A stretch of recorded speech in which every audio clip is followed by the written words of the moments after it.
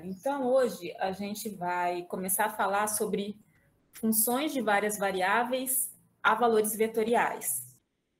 No caso, quando a gente diz funções de várias variáveis, a gente está se referindo a funções que têm duas ou mais variáveis. E no caso do nosso curso, a gente vai se particularizar nos casos em que o domínio é R2 ou R3. Ok? Então, a gente vai se particularizar nesses casos, mas essa definição se estende para qualquer N natural. O contradomínio também vai ser um RM, com M maior ou igual a 2 também. E, no caso do nosso curso, também a gente vai tomar ou R2 ou R3. Então, vai ser uma função que sai de R2, nesse caso vai ser uma função com duas variáveis. E se o domínio for R3, então a gente vai ter três variáveis para a nossa função. Tá? Então, ou vai ser esse caso ou esse caso aqui. E a gente diz que essas funções têm várias variáveis reais a valores vetoriais. Então, significa que a nossa imagem vai ser um vetor. E nesse caso, ou um vetor de R2 ou um vetor de R3. Tá? Então, por exemplo, suponha que seja um vetor de R2. Então, significa que a nossa imagem vai ter duas funções coordenadas. Um F1 e um F2, por exemplo. Então, isso daqui é um exemplo de uma função que tem imagem em R2. Então, ela tem duas funções coordenadas. Se for uma função que tem imagem em R3, ela terá três funções coordenadas.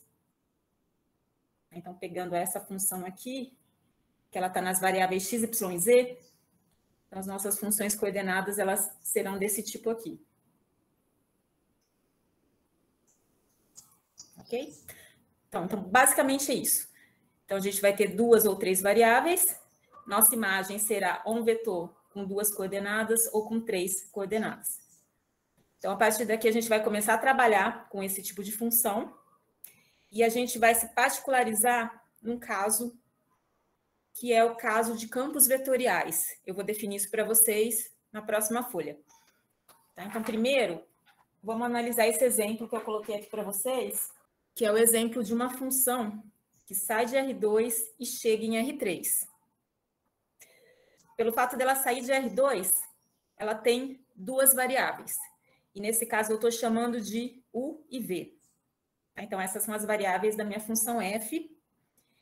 E a imagem está em R3.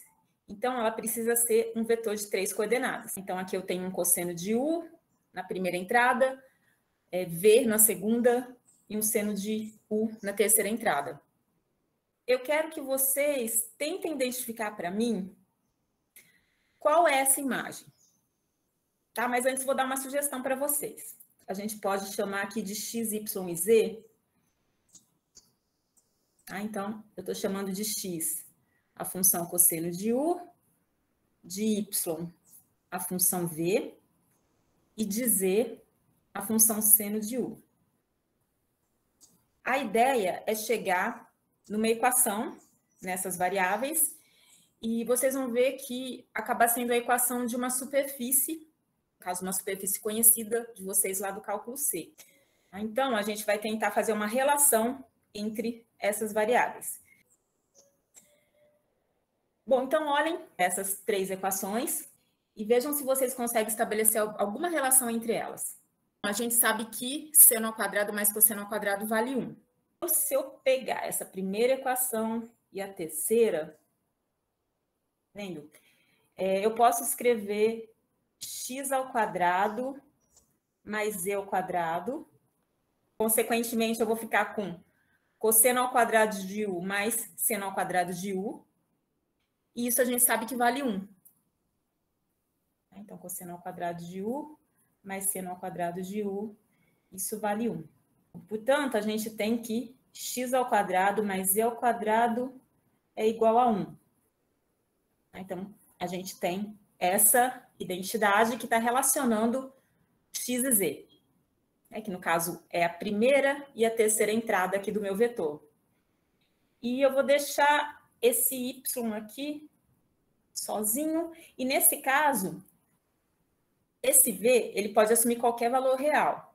Tá? Se vocês observarem a forma como a função foi definida, eu estou pegando o IV em R2. Então, significa que esse U varia em R e o V varia em R também. O V pode assumir qualquer valor real. Então, a gente vai deixar ele livre. Consequentemente, a variável Y também vai ser uma variável livre, ela vai poder assumir qualquer valor real. Bom, gente, com base nisso, né, olhando para essas duas equações, né, para essa equação aqui, que relaciona x e z, e para essa que diz que o y é livre, pode assumir qualquer valor real. Qual é a superfície que a gente obtém? Isso daqui está me dando um cilindro que está sobre o eixo y e tem raio igual a 1. A gente desenha um círculo no plano XZ, no caso um ciclo de raio 1.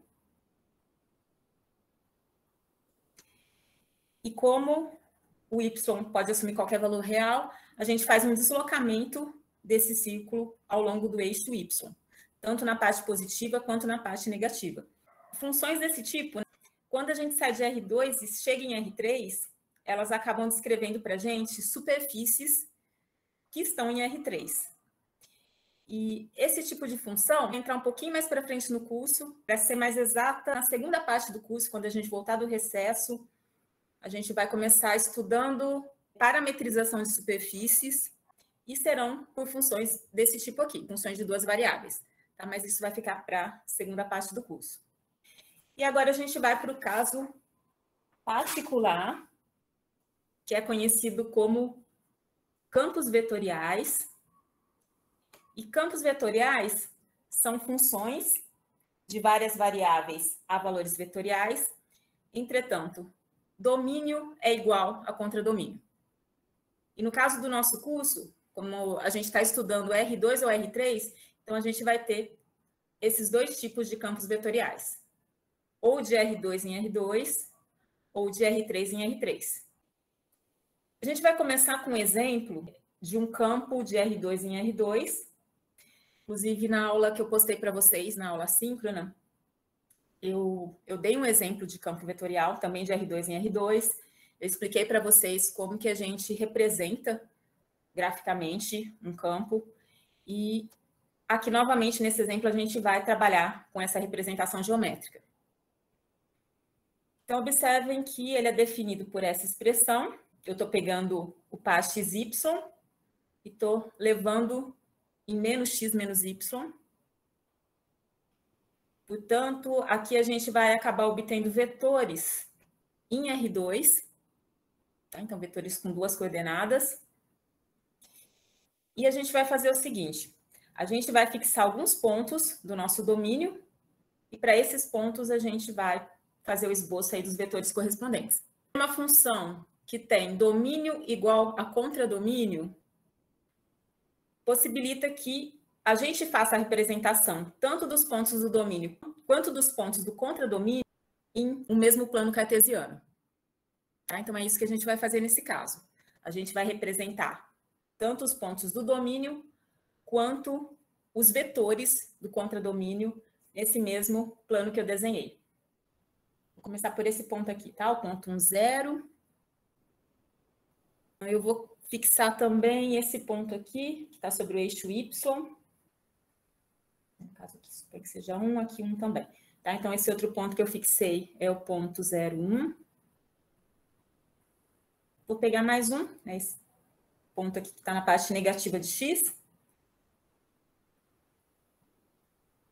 que é o ponto menos 1 e 0. Bom, então as imagens para esses pontos. O que essa função faz? Ela leva esse ponto no oposto dele. Então, a gente vai pegar essas coordenadas e inverter o sinal. Tá? Então, basicamente é isso. A gente faz uma inversão do sinal de cada uma das coordenadas. Então, para o caso de 1, 0, a gente tem menos 1, 0 como imagem. Para 0, 1, a gente tem 0, menos 1. E para o ponto menos 1, 0, a gente tem o vetor 1, 0. Bom, e como que a gente faz essa representação? Deixa eu pegar uma outra folha. Olha, esse vetor menos 1, 0. Convencionalmente, como que a gente representa um vetor desse tipo? A gente vem aqui, nesse ponto, que é o ponto menos 1, 0, e o nosso vetor, então, é o vetor que começa na origem do plano cartesiano e termina nesse ponto com coordenadas menos 1, 0. Eu vou esboçar esse vetor aqui no plano, entretanto, eu não vou pegar ele começando na origem. Eu vou pegar um representante dele que começa exatamente nesse ponto aqui, que é o ponto que eu estou considerando como sendo o ponto do meu domínio, que é o ponto 1, 0. Tá? Então, eu vou pegar um vetor que tem mesma direção, mesmo sentido e mesmo comprimento desse vetor aqui, que é o vetor menos 1, 0, mas com ponto inicial em 1, 0. Tá? Então, fazendo isso, olha. Tá? Então, é esse vetor aqui. E a gente vai fazer a mesma coisa para os demais pontos aí que eu fixei. O que acontece com esse segundo ponto, por exemplo, que é o ponto 0, 1? Ele tem como imagem o vetor 0, menos 1. O vetor 0, menos 1 é esse vetor aqui. Observem que ele está apontando para baixo, tem comprimento igual a 1. Então, a gente vem aqui no nosso plano cartesiano e representa ele a partir desse ponto do domínio, que é o ponto 0, 1, que é esse ponto aqui. Então, a gente vem aqui, a partir dele, desenha esse vetor que está apontando para baixo. Consequentemente, ele vai apontar para a origem também. Acaba sendo esse vetor aqui. E, de maneira análoga, a gente esboça essa outra imagem. Observem que agora eu preciso sair do ponto menos 1, 0, que é esse ponto aqui, sobre o eixo x, esboçar, a partir desse ponto, o vetor 1, 0. Esse vetor 1, 0 é o vetor que está sobre o eixo x, tem comprimento 1 e aponta para a direita. Então, acaba sendo esse vetor aqui. No caso aqui, eu peguei pontos que distam uma unidade da nossa origem, mas se a gente pega, por exemplo, um ponto com coordenadas 0 e menos 2, então a imagem desse ponto vai ser igual a 0, 2, ou seja, a imagem é o vetor vertical, ele está apontando para cima e tem comprimento igual a 2. Então, quando a gente esboça esse vetor a partir desse ponto, a gente tem esse vetor aqui. Tá vendo? Ele parte do ponto e chega até a origem, e no caso ele está apontando para cima. Cada vez que a gente se afasta da origem, isso acaba gerando para a gente vetores com maior comprimento. Porque todos os vetores, eles vão partir do ponto em que você está fixando no domínio e vão até a origem do nosso plano cartesiano. Então, consequentemente, quanto mais afastado esse ponto tiver da origem do plano R2, maior vai ser esse vetor. Uma interpretação que a gente faz para esse tipo de campo, a gente diz que quanto mais a gente se afasta da origem, maior é a intensidade do campo. Então, pelo fato da gente ter vetores aí com comprimentos maiores, a gente diz que a intensidade do campo aumenta. A direção desses vetores é dita radial. Então, eles têm uma direção radial. E, no caso, o sentido é apontando para a origem. Então, todos eles estão apontando para a origem. Eu peguei apenas alguns pontos aqui para mostrar para vocês como é feita essa construção, mas o ideal é que a gente trabalhe com um programa matemático, o GeoGebra, por exemplo. Então, se vocês tiverem que analisar um campo, é interessante que vocês peguem a expressão do campo e joguem no GeoGebra. Isso vai facilitar, porque vocês não vão precisar fazer esses cálculos de forma manual. E lá vocês vão ver que o campo acaba sendo definido para vários pontos. Então, a gente consegue fazer uma análise melhor. Inclusive, vou mostrar para vocês como que fica esse campo aqui no GeoGebra. Olha, vocês vão ver que no GeoGebra, é possível a gente fazer uma variação em relação ao tamanho dos vetores. Se fosse levar ao pé da letra o que ocorre com esses vetores, a gente teria essa situação aqui. O fato da gente diminuir esses vetores, às vezes facilita visualizar o que está ocorrendo, para a gente entender o comportamento aí do campo. Em alguns casos, a gente pode fazer essa diminuição para melhorar a nossa análise. Vocês vão ver que, para determinados campos, se a gente for esboçar da forma em que eles realmente são definidos, o mesmo comprimento dos vetores, acaba ficando meio confuso.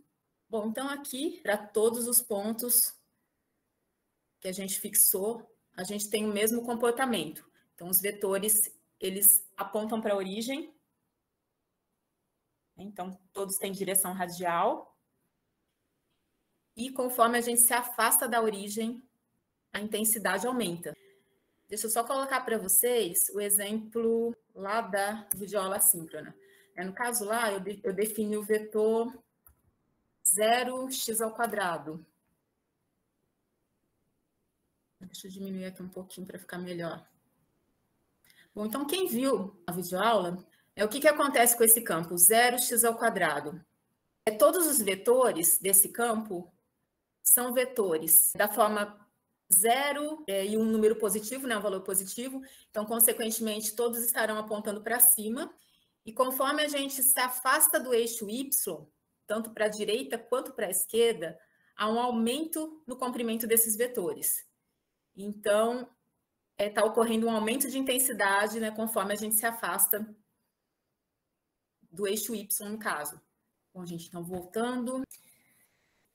Para fechar, a gente vai falar sobre campos conservativos, que é um conceito muito importante também para a gente no curso. Antes de eu definir matematicamente o que é um campo conservativo, eu vou dar para vocês uma ideia intuitiva do que ele representa. Na verdade, eu vou falar de uma aplicação física desse tipo de campo. Olha, então, aqui como exemplo, eu estou considerando um campo definido em R2. Então, ele está sendo representado por essas setas aqui que eu coloquei em rosa na figura. E estou supondo que ele é um campo conservativo. Bom, então, toda vez que eu tenho uma trajetória fechada e eu sei que o meu campo é conservativo, no caso, a gente pode pensar num campo de forças atuando sobre essa partícula. Tá? Conforme ela faz a trajetória, a gente vai ter esse campo de forças atuando sobre esse movimento da partícula. A gente pode pensar assim. O trabalho realizado por esse campo é sempre nulo. Então, toda vez que a gente tiver um campo conservativo, o trabalho realizado por esse campo sobre uma partícula que realiza uma trajetória fechada é igual a zero. É um trabalho nulo. E se a gente pensa em trajetórias que não são fechadas, né? O que acontece em campos conservativos? Então, vamos imaginar uma trajetória agora que começa de um ponto A e vai até um ponto B. Suponho que seja essa trajetória aqui. Bom, então, sobre essa partícula que está se movendo do ponto A ao ponto B, eu também tenho uma atuação do campo F, que é um campo de forças, e, consequentemente, eu vou ter um trabalho, né, que é realizado sobre essa partícula, por esse campo. Se eu tenho um ponto inicial e final e trajetórias distintas que unem esses dois pontos, eu vou ter o mesmo trabalho para campos conservativos. Então, por exemplo, para essa trajetória que eu fixei, e para uma outra trajetória qualquer, que começa em A e termina em B, eu posso pegar essa daqui, por exemplo. O trabalho realizado pelo campo vai ser o mesmo. Tanto para essa trajetória em azul, quanto para a trajetória que eu fiz em preto. Então, independe da trajetória, no caso de campos conservativos. O que vai importar para a gente são os pontos inicial e final da trajetória. Tá? Então, isso vale para campos conservativos. A hora que a gente estiver estudando integrais de linha, integrais de superfície também, então eu vou voltar a falar sobre isso com vocês. Então, isso daqui é só para vocês terem uma ideia do que acontece no caso de campos conservativos. Bom, agora eu vou passar para vocês a definição matemática que a gente utiliza para verificar se um campo é conservativo, né, ou não. Então, eu vou começar por essa definição. E mais para frente no curso, a gente vai ver também outros resultados que também nos ajudam a identificar se um campo é conservativo ou não. Então, inicialmente, a gente vai trabalhar apenas com essa definição. E essa definição serve tanto para campos de R2 quanto para campos de R3. Bom, então, olha, a gente diz que um campo F é conservativo caso exista uma função real, que a gente vai denotar por F minúsculo, e o gradiente dessa função tem que ser igual ao campo dado, ao campo F. Essa função F, ela é conhecida como função potencial do campo, e o gradiente de F é um vetor. Então, se a gente estiver trabalhando, por exemplo, com um campo que está em R2, esse gradiente vai ser um vetor com duas coordenadas. Então, deixa eu colocar aqui do lado. Que é o caso desse exemplo que a gente vai resolver. Aqui eu tenho um campo de duas coordenadas. Consequentemente, essa função f que a gente vai determinar, ela é uma função que sai de R2 e chega em R. Então, o domínio, ele tem a mesma dimensão do domínio do campo, no caso, e a imagem de uma função potencial é sempre no conjunto dos reais. É por isso que a gente diz que ela é uma função real. Então, a imagem é um valor real. Bom, e o gradiente dela é dado pela derivada parcial dessa função em relação a x. Então, essa vai ser a componente da primeira coordenada do vetor. E a segunda coordenada é a derivada da função em relação a y. No exemplo que eu passei para vocês, na videoaula assíncrona, é um exemplo de um campo que não é conservativo. Então, quem assistiu viu que a gente não conseguiu determinar essa função. Então, a gente concluiu que o campo não é conservativo. E vocês vão ver que, para esse exemplo que eu estou passando para vocês agora, a gente vai chegar na expressão de uma função f, que é a função potencial do campo, e a gente conclui, então, que esse é um campo conservativo. Então, é isso que a gente vai ver. Se f é conservativo,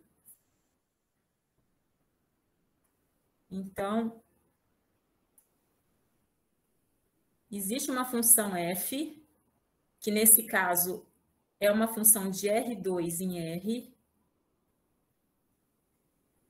tal que o gradiente dessa função é igual ao campo.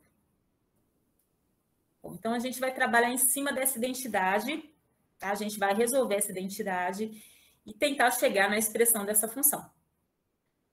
Bom, então, nesse caso, como é uma função de duas variáveis, então a gente tem as derivadas em relação a x e em relação a y também. Então, esse vetor gradiente, ele é o vetor que tem essas coordenadas.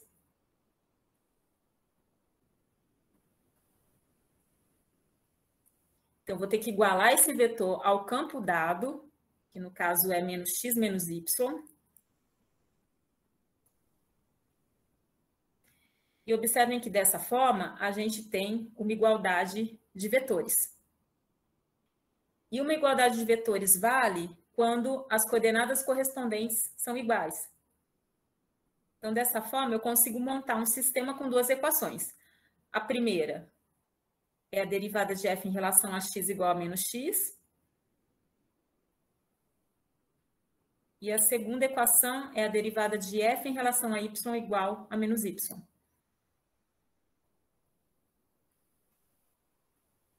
Então, eu tenho esse sistema com duas equações.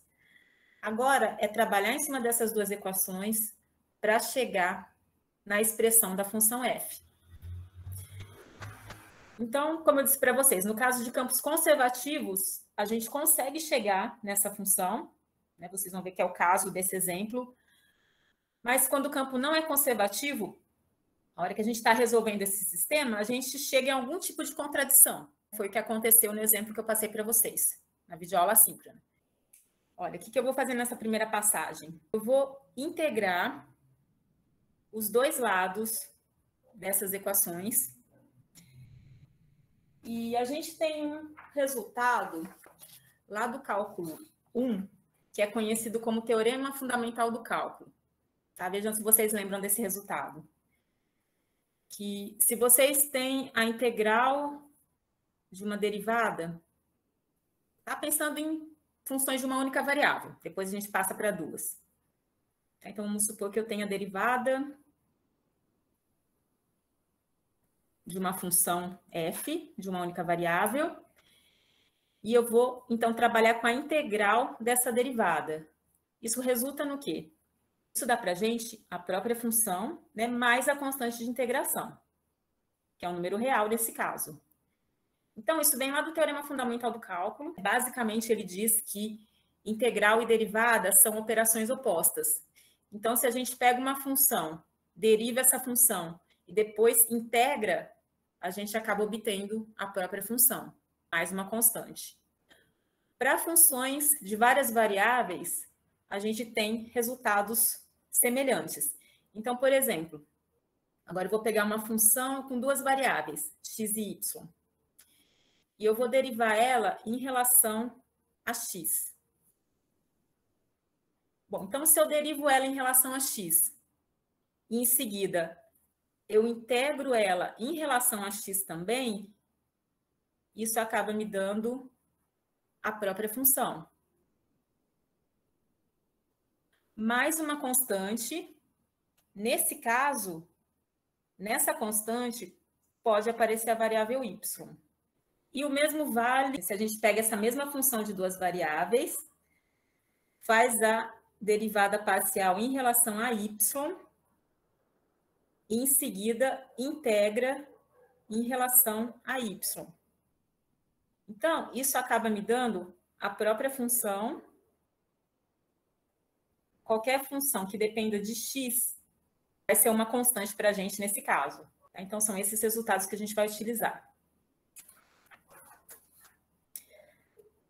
Bom, então, olha, eu vou fazer o seguinte, eu vou pegar essa equação aqui.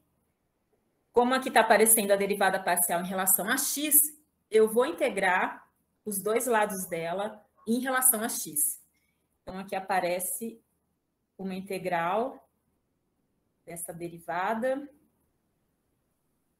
Então, uma integral em relação a x, do outro lado a mesma coisa. Então, vai ser integral de menos x dx.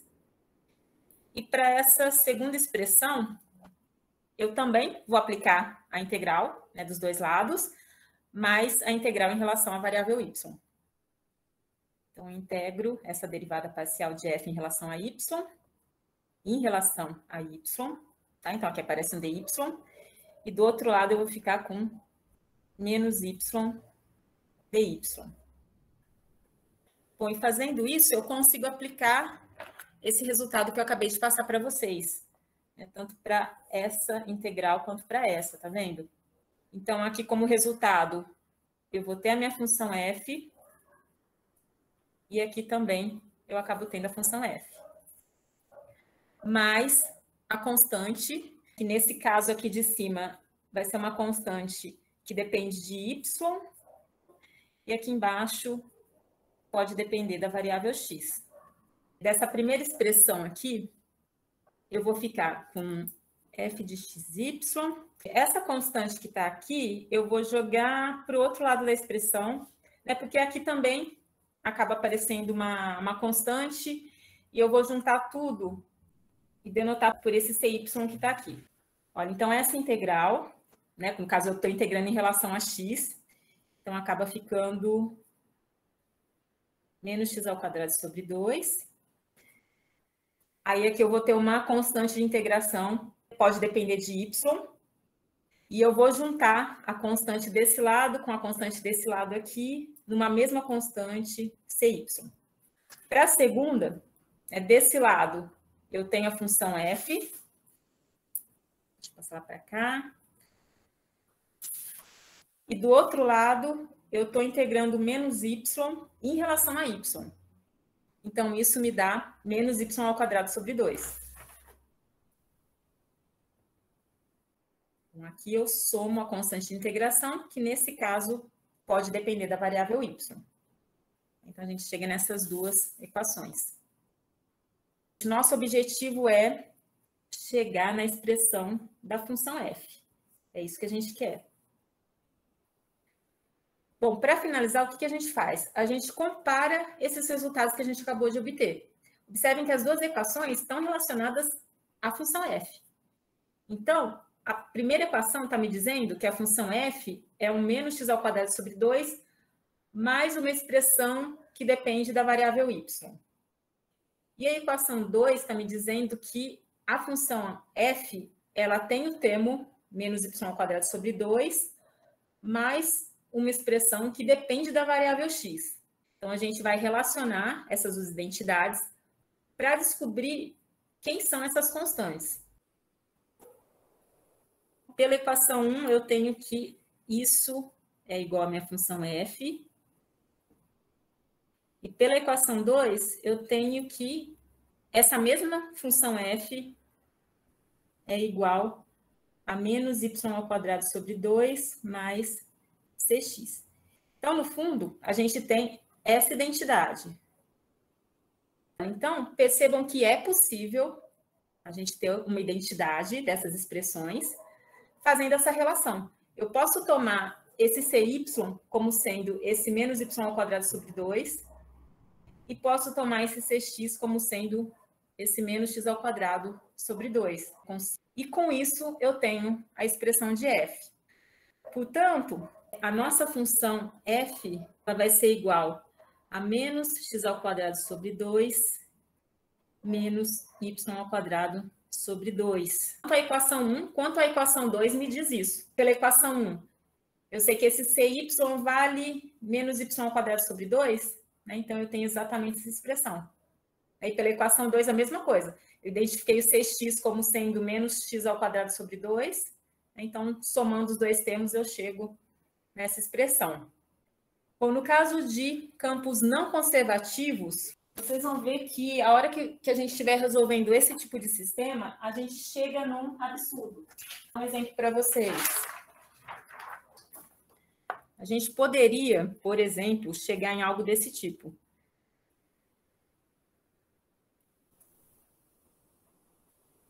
Então, suponha que, para um dado campo, eu chegue nessas equações para a minha função potencial. Por que a gente não tem a igualdade nesse caso?